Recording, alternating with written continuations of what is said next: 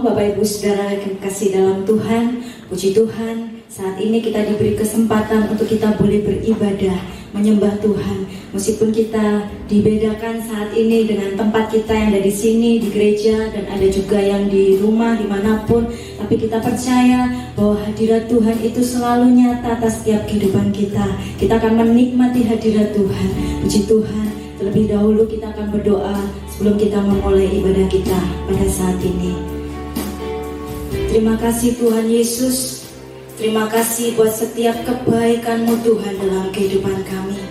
Kami boleh mengucap syukur Tuhan buat pertolongan Tuhan, buat penyertaan Tuhan, buat kasih setia Tuhan yang tidak pernah habis-habisnya dalam kehidupan kami. Terima kasih Tuhan, terima kasih. Ini saatnya Tuhan kami mau menaikkan syukur kami kepada Tuhan, sebab Engkau Allah yang baik, Allah yang layak untuk kami sembah dan kami tinggikan. Terimalah Tuhan segala penyembahan kami, terimalah segala pujian kami, dan terimalah segala pujian syukur kami kepada Tuhan.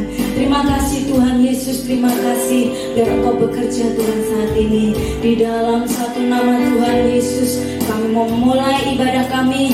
Haleluya, amin.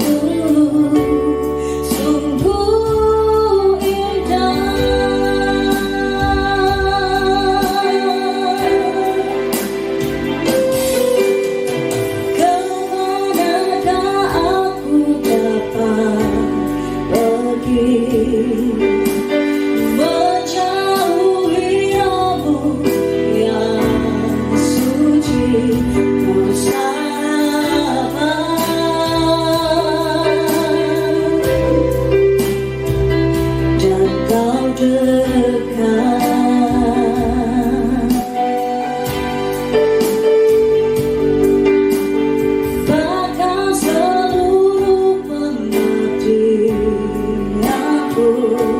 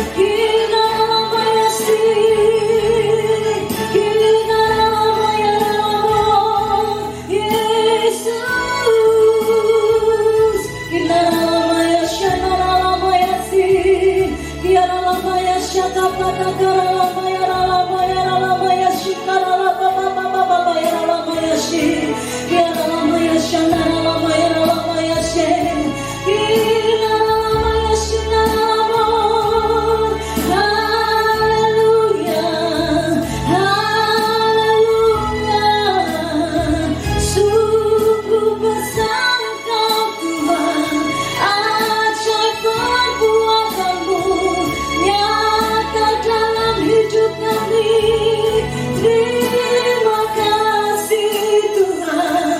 Inaramaya Shakataramaya Si. Yaramaya Shataramo. Haleluya, haleluya, haleluya. Haleluya. Shikaramaya Shanaramaya Shikapapapapapapaya Ramaya Shi. Yaramaya Shikaramaya Shanaramo. Yaramaya Shikaramaya Se. Haleluya, haleluya. Yaramaya Shikaramaya Shakataramaya Shi. Yaramaya Shakaramaya Shi.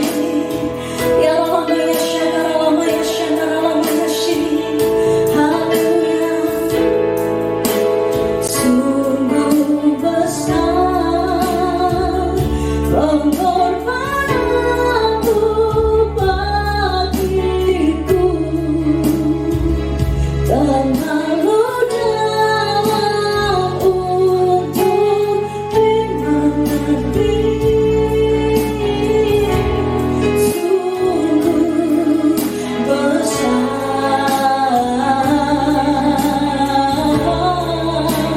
sungguh indah yang kau pikirkan tentangku. Tak tersoal di hatiku. Sungguh indah, sungguh indah, sungguh indah.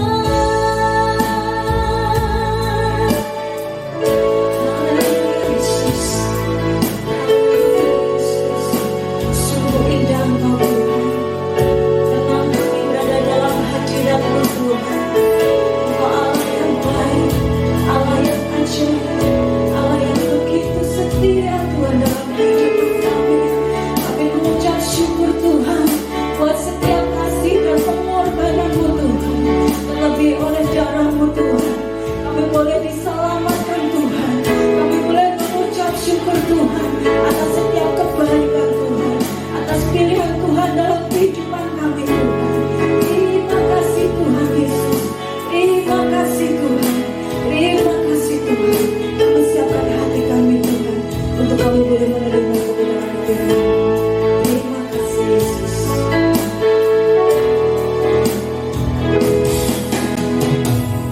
Telah kulihat bukti kasih-Mu. Kau menderita gantikanku. Dengan darah-Mu Kau selamatkanku. Diriku hidup menyerahkan-Mu. Telah kulihat bukti kasih-Mu. Kau menderita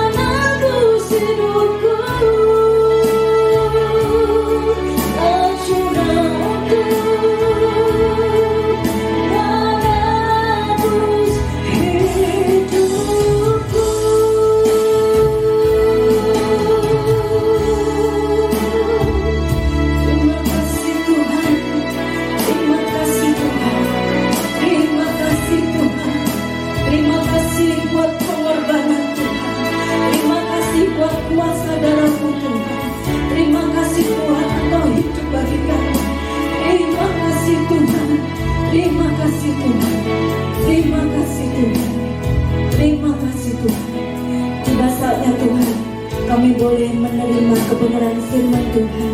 Kami percaya Tuhan, kuasa-Mu bekerja Tuhan, melalui hamba-Mu yang akan menyampaikan kebenaran firman Tuhan. Tuhan akan menyampaikan isi hati Tuhan bagi setiap kami anak-anak-Mu Tuhan, bagi setiap jemaat-Mu Tuhan. Terima kasih Tuhan, terima kasih Engkau mengurapi hamba-Mu yang akan menyampaikan kebenaran firman Tuhan. Dan kami semua yang mendengarkan firman Tuhan ini, kami juga boleh diberkati dan diurapi. Terima kasih Tuhan Yesus, terima kasih. Kami percaya kuasa-Mu bekerja Tuhan saat ini. Di dalam satu nama Tuhan Yesus kami berdoa. Haleluya. Amin.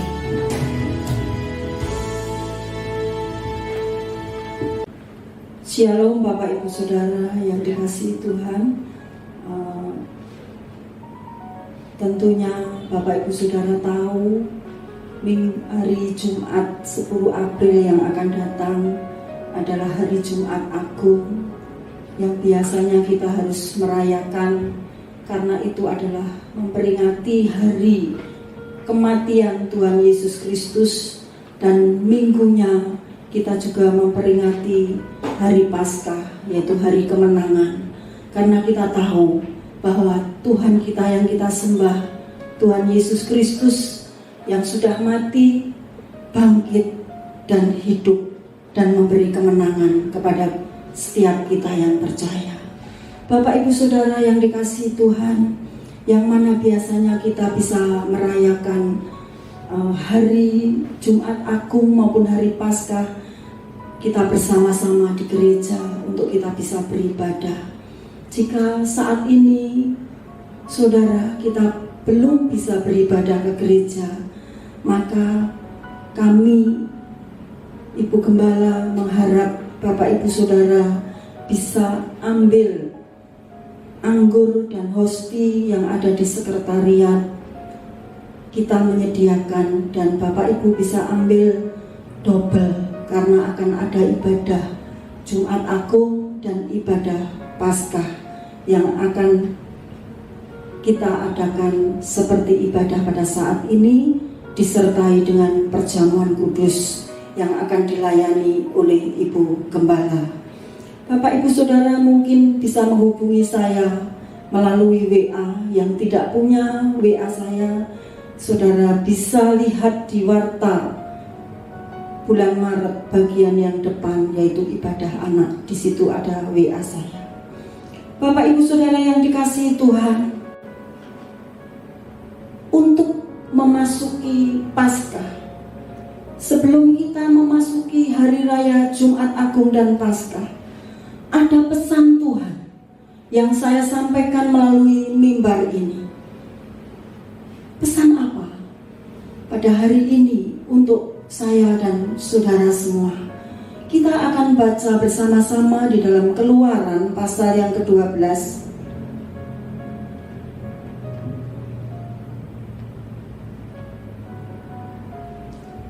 Saudara, saya tidak akan baca Keluaran pasal 12 ini semuanya, tetapi Bapak Ibu Saudara nanti bisa baca setelah kita mengikuti ibadah ini, mulai ayat 1 sampai dengan ayat yang terakhir, satu pasal. Bapak Ibu Saudara yang dikasihi Tuhan, saat itu bangsa Israel ada di tanah Mesir sebelum Tuhan mendatangkan tulah yang ke-10 atas Mesir. Tuhan berbicara kepada Musa dan Harun untuk disampaikan kepada bangsa Israel. Saudara, kira-kira pesan apa yang Tuhan berikan kepada Musa dan Harun untuk disampaikan kepada bangsa Israel? Kalau saudara baca di dalam Keluaran nanti, saudara akan menemukan pesan daripada Tuhan yang disampaikan kepada bangsa Israel, yaitu semua bangsa Israel untuk masuk di dalam rumahnya masing-masing disuruh mengambil satu anak domba yang umur 1 tahun lebih dan tidak bercacat. Dan setelah itu domba itu disembelih dan darahnya dioles ke dua tiang pintu, kanan kiri dan atas ambang pintu.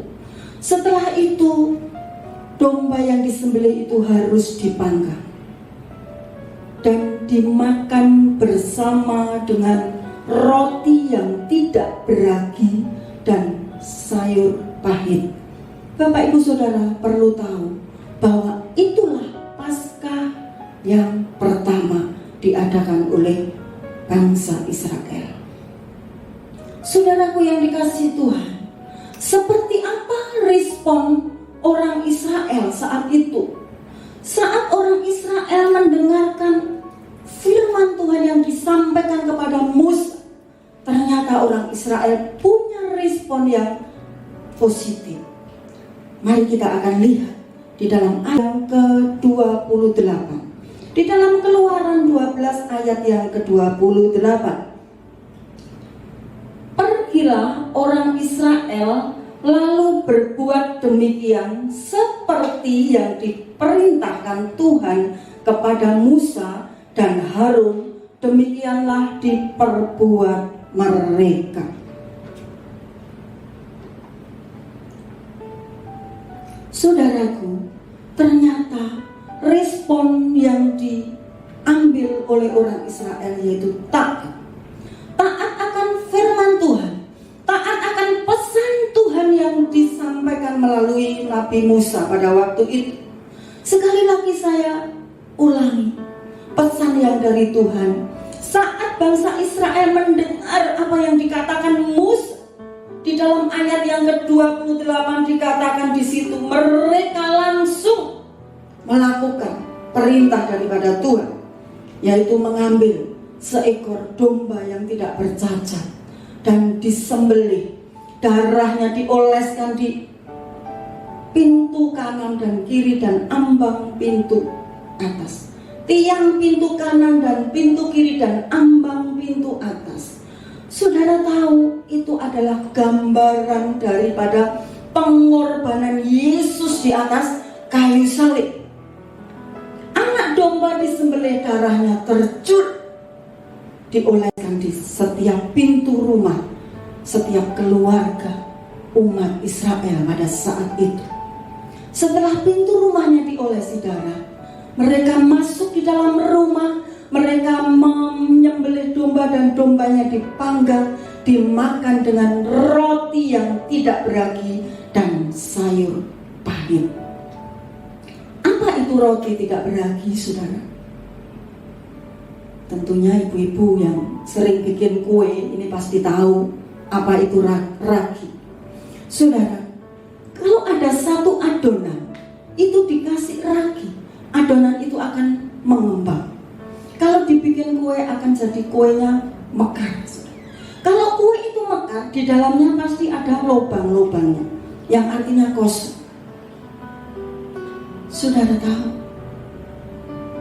orang Israel tidak boleh makan roti yang ada raginya. Yang artinya, saudara, kita harus punya kehidupan adonan yang kudus, bukan adonan yang kosong. Adonan yang kudus yang dibentuk oleh Tuhan.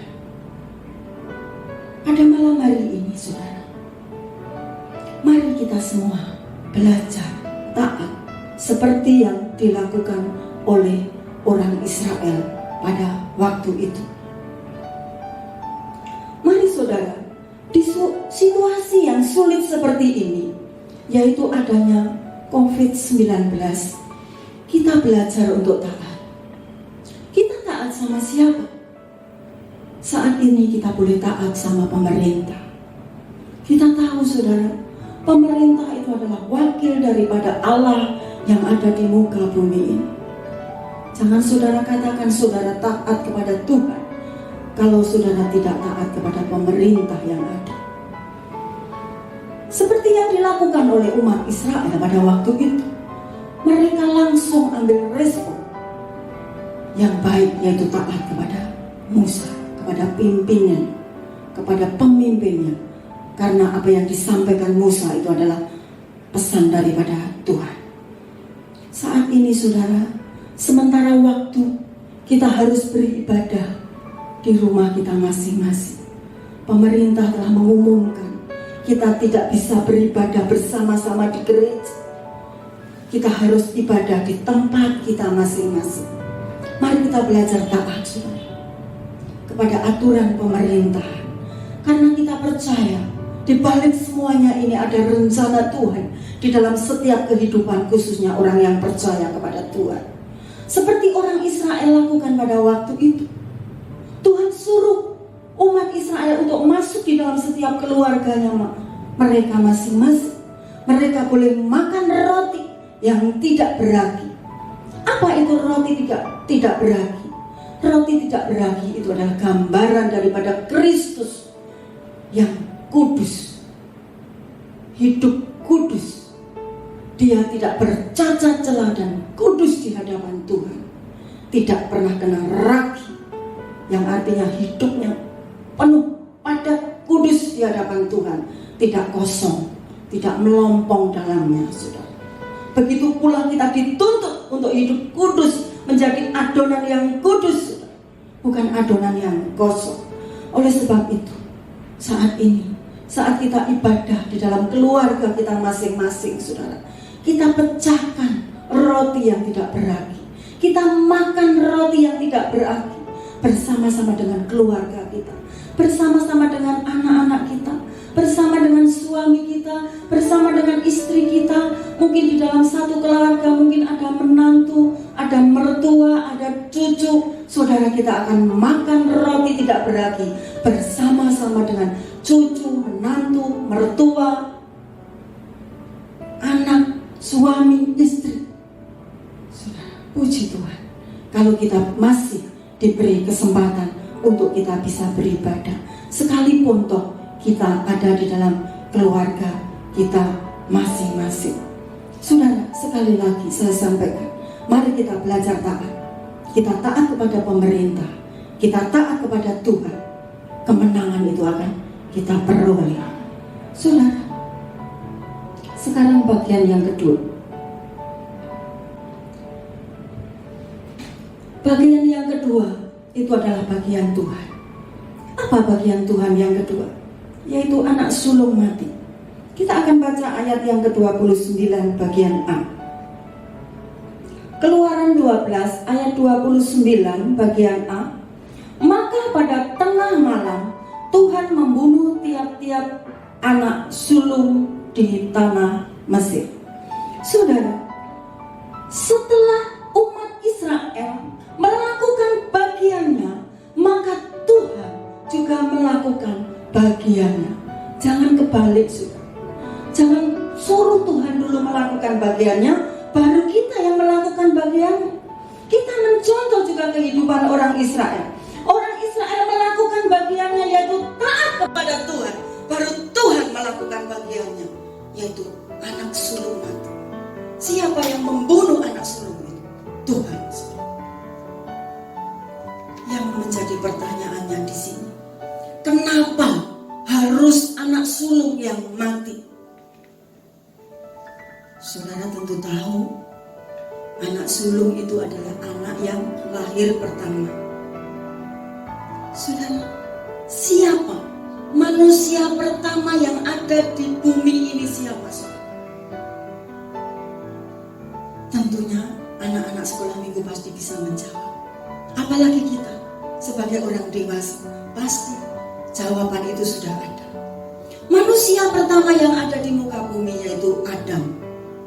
Adam pertama berasal dari daging, dan ini harus mati karena dosa. Tetapi Adam yang terakhir itu adalah roh yang menghidupkan. Kita akan baca di dalam 1 Korintus pasal yang ke-15.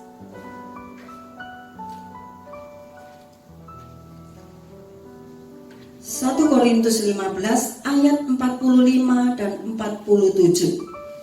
Saya akan baca 1 Korintus 15 ayat 45. Seperti ada tertulis, Manusia pertama, Adam, menjadi makhluk yang hidup, tetapi Adam yang akhir menjadi roh yang menghidupkan. Ayat 47, manusia pertama berasal dari debu tanah dan bersifat jasmani, manusia kedua berasal dari surga. Saudaraku yang dikasihi, yang disebut Adam yang akhir di sini, yang dari roh, itu adalah Kristus. Ayat 47 dikatakan, saudara, di sini,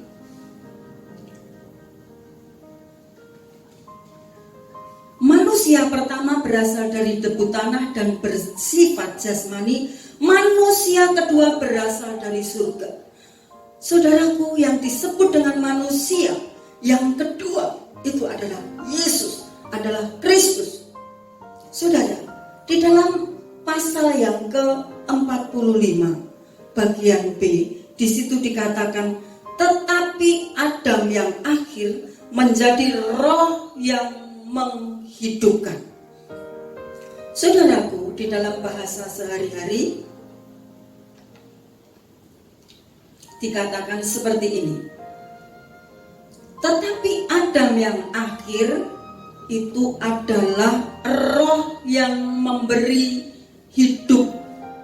Bahasa aslinya itu zoe. Hidup. Hidup yang seperti apa? Hidup yang dari kekal sampai kekal, yang tidak bisa berbuat dosa. Itu adalah pribadi Kristus, dari kekal sampai kekal, yang tidak bisa berbuat dosa. Kita baca dalam Yohanes pasal 1.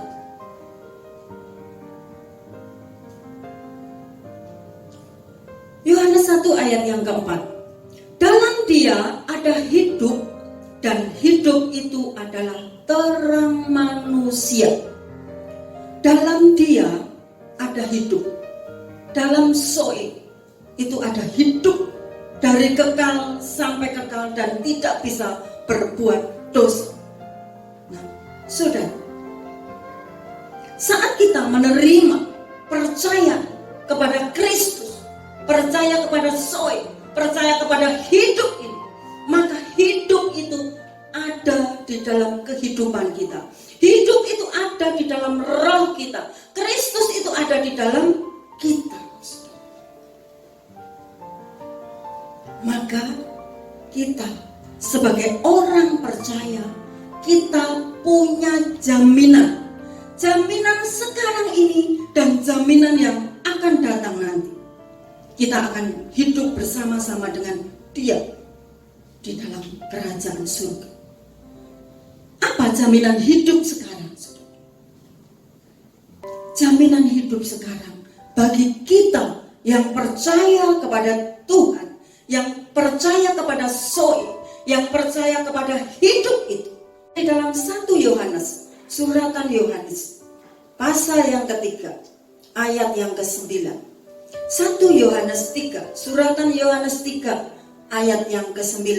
Setiap orang yang lahir dari Allah tidak berbuat dosa lagi, sebab benih ilahi tetap ada di dalam dia, dan ia tidak dapat berbuat dosa karena ia lahir dari Allah.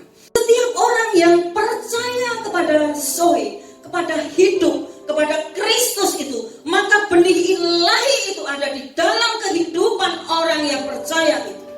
Saudaraku, dan saat benih ilahi itu ada di dalam kehidupan orang yang percaya itu, maka orang itu tidak dapat berbuat dosa.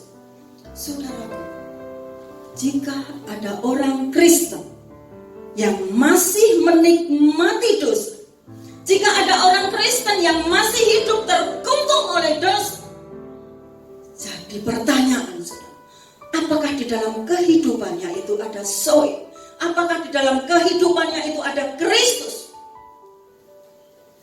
Kalau di dalam hidup kita ada Kristus, maka firman Tuhan katakan, kita tidak bisa menikmati dosa.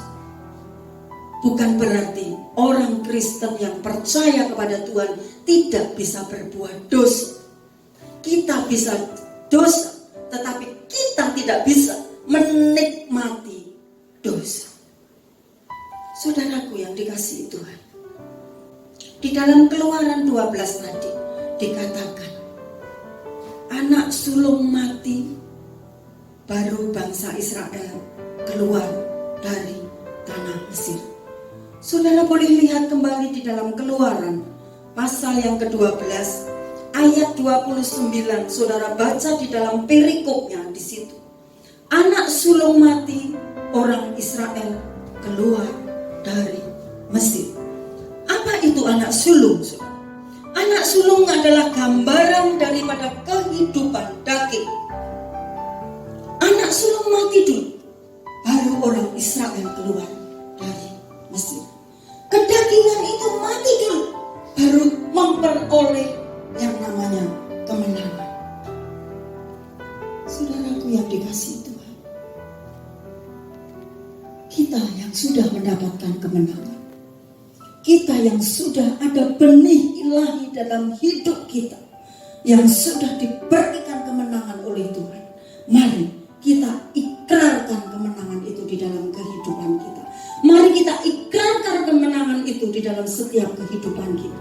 Kita katakan bahwa Kristus ada di dalamku, maka kemenangan itu akan ada di dalam pihakku. Mari saudaraku yang dikasihi Tuhan, di saat yang sulit seperti ini, adanya COVID-19 ini, saudara, mari kita diajar Tuhan untuk kita belajar untuk taat. Kita taat kepada Tuhan, kita taat kepada pemerintah yang ada. Saat kita, sekali lagi saya sampaikan, saat kita belum bisa beribadah bersama-sama di gereja, mari di setiap keluarga kita masing-masing kita mengadakan misbah keluarga. Kita beribadah bersama-sama dengan keluarga kita. Kita makan roti yang tidak beragi, yaitu firman Tuhan.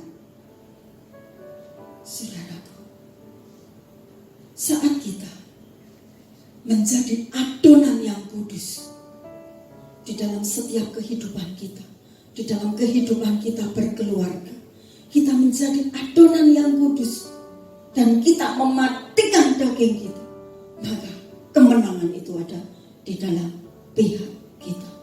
Puji Tuhan. Amin. Saya mohon Ibu Gembala akan menutup ibadah pada saat ini. Saya silakan.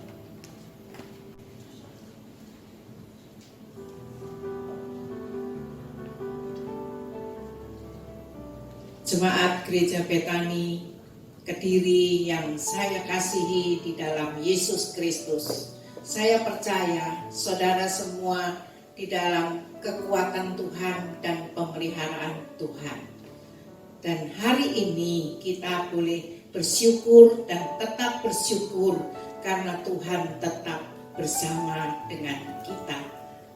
Saudara-saudara, pada tanggal 10 dan tanggal 12 kita akan merayakan Jumat Agung dan Paskah.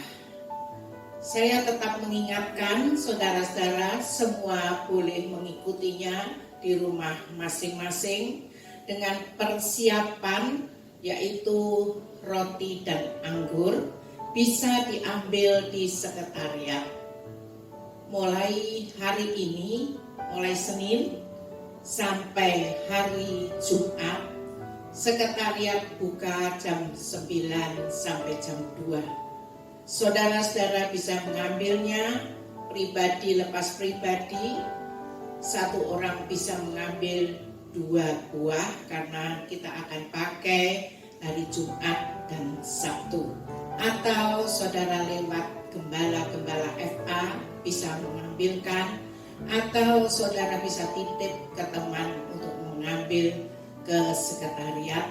Dan nanti tanggal 10 jam 10 dan Minggu jam 10 kita akan ibadah bersama-sama yaitu di rumah kita masing-masing.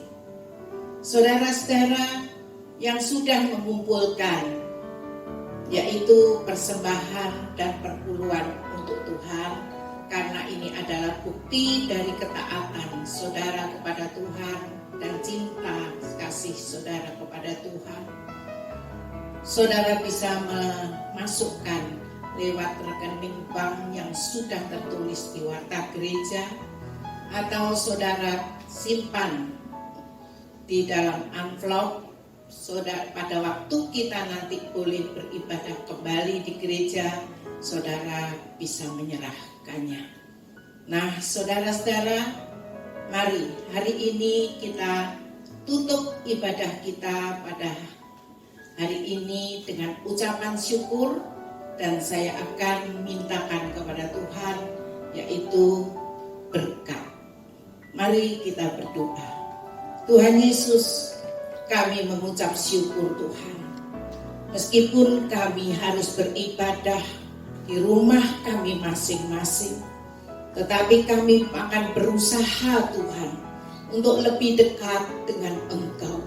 Karena Engkau adalah Allah yang tidak pernah meninggalkan kami. Terima kasih Tuhan, Engkau yang telah memberikan kekuatan kepada kami, yaitu firman-Mu. Biarlah setiap firman-Mu Tuhan boleh menguatkan kepada kami Tuhan. Dan kami percayakan kepada Engkau seluruh jemaat Gereja Betani, Jemaat Brawijaya Kediri di dalam pemeliharaan-Mu. Kami percaya Tuhan, Engkau tidak pernah meninggalkan kami. Engkau adalah Allah yang tetap mengiring kami. Apapun yang terjadi di dalam kehidupan kami, di sekeliling kami, Roh-Mu lebih besar daripada roh-roh yang ada di udara. Engkau yang akan menyelubungi kami, menyelimuti kami dengan kuasa darah-Mu Tuhan. Tuhan Yesus, berkati Tuhan hamba-hamba-Mu yang dengan setia sudah mentransfer persembahan perpuluhannya. Biarlah Engkau yang tahu dan Engkau kembalikan dengan berlipat kali ganda sesuai dengan apa yang sudah mereka lakukan, yaitu mentaati setiap firman-Mu. Tuhan Yesus, pada hari ini Tuhan, kami rindu Engkau secara pribadi memberkati kami. Pakai tangan hamba-Mu Tuhan sesuai saluran berkat dari Engkau. Saudara-saudaraku dimanapun saudara berada, sekarang terimalah berkat daripada Tuhan. Tuhan memberkati engkau di dalam keluargamu, di dalam pekerjaanmu, di dalam kesehatanmu. Kemanapun engkau pergi di dalam perlindungannya, damai sejahtera, sukacita surgawi melimpah atasmu.